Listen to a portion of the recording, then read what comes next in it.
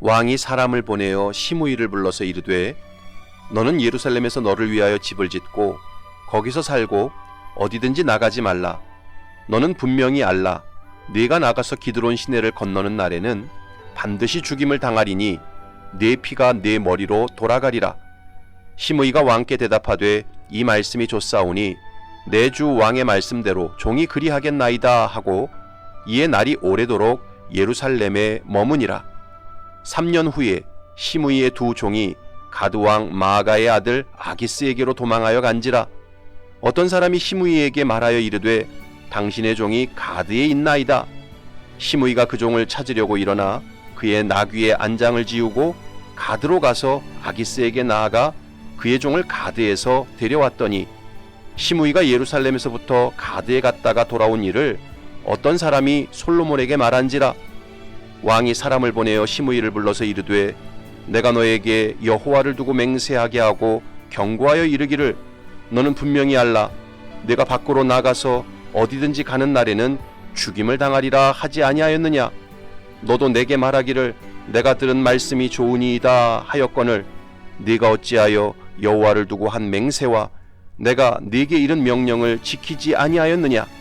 왕이 또 시므이에게 이르되 네가 네 마음으로 아는 모든 악 곧 내 아버지에게 행한 바를 내가 스스로 아나니 여호와께서 네 악을 네 머리로 돌려 보내시리라.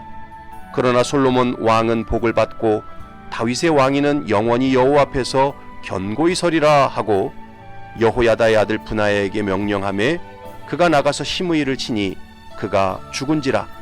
이에 나라가 솔로몬의 손에 견고하여 지니라. 아멘.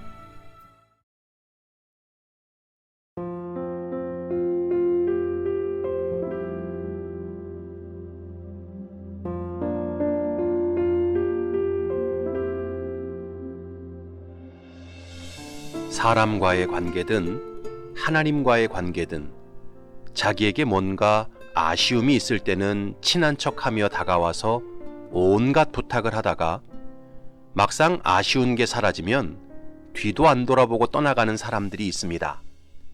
인생을 길게 보지 못하고 순간순간 자기 손익 계산에 따라 사는 사람들이 있습니다. 흔히 이런 사람을 향해서 우리는 화장실 들어갈 때 마음과 나올 때 마음이 다른 사람이라고 부릅니다. 이렇게 인생을 사는 사람이 당장은 지혜로워 보이고 위기를 잘 모면하는 것처럼 보입니다. 그러나 시간이 더 지나고 나면 결국 자기 꾀에 자기가 넘어가는 가장 어리석은 인생이 됩니다. 제가 예전에 부교역자로 사역할 때 이름만 대면 다 아는 유명 연예인의 아버지가 저희 교구 성도였습니다. 그런데 그 성도님이 간암으로 투병하셨습니다. 간암에 걸려서 생사를 장담할 수 없게 되니까 그분의 마음이 참 가난해지고 간절해졌습니다. 그래서 목회자들이 신방을 가서 기도하면 눈물을 왈칵 쏟아가며 기도를 받았지요. 그리고 하나님께서 살려주시기만 하면 남은 생에 하나님을 예배하며 살겠노라고 여러 번 다짐했습니다. 그런데 정말 놀라운 기적이 일어났습니다. 간암 수술이 깨끗하게 되었고 간에 있던 암세포도 완전히 사라져 버렸습니다. 그러면 약속대로 하나님을 예배하며 살아야 하지 않겠습니까? 그런데 그 성도님은 병원에서 퇴원하자마자 공기 좋은 곳에 가서 요양한다고 포천 별장으로 들어가셨습니다. 그리고 정말 단 한 번도 교회에 나와서 예배드리지 않았습니다. 그러다가 8개월 정도 흘렀을 때 그 별장에서 갑자기 심장마비가 찾아와 돌아가셨습니다. 제가 그때 그런 생각을 했습니다. 참으로 하나님을 경외하지 않고 그저 순간의 위기만 넘기려고 하는 사람은 간암을 고쳐줘도 결국 심장마비로 죽는구나. 오늘 본문에 나오는 시므이는 매우 기회주의적인 인물이었습니다. 그래서 다윗이 강성할 때는 찍소리도 못하고 있다가 다윗이 압살롬에게 쫓겨 기드론 시내를 건너갈 때 온갖 저주와 욕설을 퍼부었습니다. 당시 시므이는 다윗이 완전히 끝났다고 생각했습니다. 그의 아들 압살롬에 의해 반드시 죽을 것이라고 생각했지요. 그래서 왕이었던 다윗을 향해 온갖 저주와 욕설을 퍼부었던 것입니다. 그러나 다윗은 죽지 않고 끝나지 않았습니다. 오히려 압살롬의 반란을 평정하고 다시 예루살렘으로 돌아오게 되었습니다. 그때 시므이가 어떻게 행동했습니까? 사무엘하 19장을 보면 바후림에 있는 베냐민 사람 게라의 아들 시므이가 급히 유다 사람과 함께 다윗 왕을 맞으러 내려올 때에 베냐민 사람 1000명이 그와 함께하고 사울 집안의 종 시바도 그의 아들 15과 종 20명과 더불어 그와 함께하여 요단강을 밟고 건너 왕 앞으로 나아오니라. 왕의 가족을 건너가게 하며 왕이 좋게 여기는 대로 쓰게 하려 하여 나룻배로 건너가니 왕이 요단을 건너가게 할 때에 게라의 아들 시므이가 왕 앞에 엎드려 왕께 아뢰되 내 주여 원하건대 내게 죄를 돌리지 마옵소서. 내 주 왕께서 예루살렘에서 나오시던 날에 종의 패역한 일을 기억하지 마시오며 왕의 마음에 두지 마옵소서. 왕의 종 내가 범죄한 줄 아옵기에 오늘 요셉의 온 족속 중 내가 먼저 내려와서 내 주 왕을 영접하나이다 하니, 당시 시므이의 이런 행동은 진정한 회개에서 나온 행동이 아니었습니다. 다윗이 다시 권력을 잡고 예루살렘으로 돌아오게 되니까 자기 목숨을 부지하기 위해 순간적으로 말과 태도를 돌변시켰던 것이었습니다. 그런데 이런 기회주의적인 시므이의 태도가 결국 자기 무덤을 파게 되었습니다. 솔로몬이 왕으로 등극한 이후 아도니아를 처단하고 아비아다를 파직하고 요압을 심판했을 때 시므이는 직감적으로 자기에게도 화가 닥칠 것이라고 예상했습니다. 그런데 솔로몬 왕이 시므이를 바로 죽이지 않고 예루살렘에만 거주하도록 명령했습니다. 시므이가 기드론 시내를 건너 바후림으로 가지 않고 오직 예루살렘에서만 거주하면 살려주겠노라고 약속했습니다. 그때 시므이는 속으로 쾌재를 불렀습니다.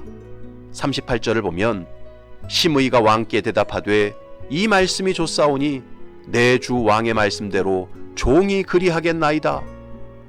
사실 솔로몬이 시므이에게 예루살렘을 떠나지 말라고 명령했을 때 그는 솔로몬이 자기 목에 칼을 채웠다는 생각을 했어야 마땅했습니다.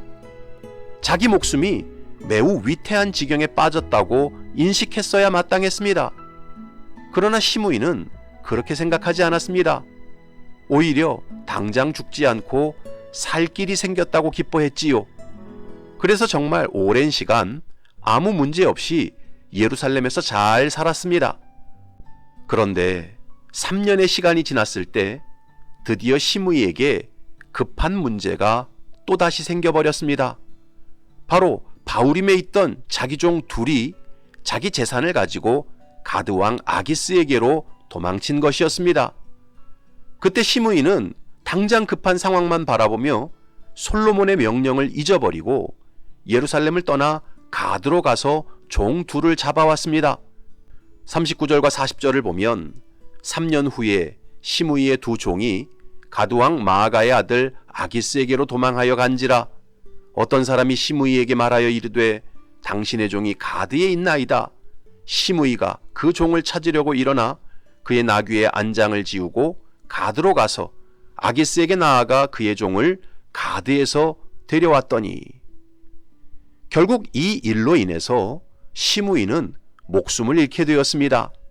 42절부터 46절을 보면 왕이 사람을 보내어 시므이를 불러서 이르되 내가 너에게 여호와를 두고 맹세하게 하고 경고하여 이르기를 너는 분명히 알라.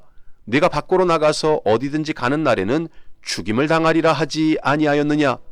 너도 내게 말하기를 내가 들은 말씀이 좋으니이다 하였거늘 네가 어찌하여 여호와를 두고 한 맹세와 내가 네게 이른 명령을 지키지 아니하였느냐. 왕이 또 시므이에게 이르되 네가 네 마음으로 아는 모든 악 곧 내 아버지에게 행한 바를 네가 스스로 아나니 여호와께서 네 악을 네 머리로 돌려보내시리라. 그러나 솔로몬 왕은 복을 받고 다윗의 왕위는 영원히 여호와 앞에서 견고히 서리라 하고 여호야다의 아들 분하야에게 명령하매 그가 나가서 시므이를 치니 그가 죽은지라. 이에 나라가 솔로몬의 손에 견고하여 지니라. 시므이는 일평생 강자에게 약하고 약자에게 강한 비겁한 태도로 일관했던 사람이었습니다. 또 순간의 위기를 모면하기 위해서 얼마든지 말과 태도를 바꾸는 기회주의적인 인물이었지요. 전형적인 간신의 캐릭터였습니다. 그런 시므이의 성품이 자기 무덤을 스스로 팠던 것입니다. 그래서 당장의 문제를 해결하기 위해 솔로몬의 명령을 파기하고 예루살렘을 떠났던 것이었습니다. 그래서 결국 죽임을 당했던 것입니다. 이런 시므이의 죽음을 보면서 예수 믿는 성도는 어떤 상황에서도 진실되고 일관성 있게 살아야 합니다. 성도는 앞에서 하지 못할 말은 뒤에서도 하지 말아야 합니다. 힘 가진 사람 앞에서는 찍소리도 못하다가 약한 사람 앞에서만 큰 소리 치면 안 됩니다. 또 아쉬운 게 있을 때는 슬그머니 다가와서 도움을 받고, 아쉬운 게 없으면 매몰차게 떠나가는 교만하고 기회주의적인 사람이 되면 안 됩니다. 교회 안에도 종종 시므이 같은 종류의 사람이 있는 것을 볼 때가 있습니다. 얻을 게 있다 싶은 사람한테는 자세를 낮추고, 얻을 게 없다 싶은 사람한테는 자세를 높이는 사람이 있습니다. 짐지는 것은 싫고 누리는 것만 좋아하는 사람이 있습니다. 아쉬울 땐 목사와 교회의 도움을 받으면서 아쉬운 게 사라지면 태도가 바뀌는 사람이 있습니다.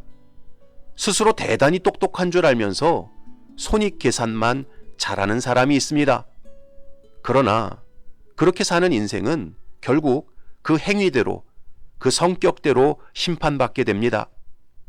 사랑하는 성도 여러분, 참 지혜는 하나님을 경외하고 하나님 앞에서 진실하게 사는 것입니다. 시류에 예민하고 당장의 판세에 따라 손바닥 뒤집듯 말과 태도를 바꾸고 사는 것은 가장 미련하고 어리석게 사는 것입니다. 결국 시므이처럼 스스로 무덤을 파는 것입니다. 바라기는 저와 여러분들이 언제나 하나님 앞에서 진실하고 겸손하고 일관성 있는 태도로 사시기 바랍니다. 하나님께서 기뻐하시는 길을 묵묵히 걸어가시기 바랍니다. 그래서 시므이처럼 스스로 무덤을 파는 인생이 아니라 돋는 햇빛처럼 하나님께서 범사를 원망케 하시는 복된 인생이 되시기를 주님의 이름으로 축원합니다. 아멘.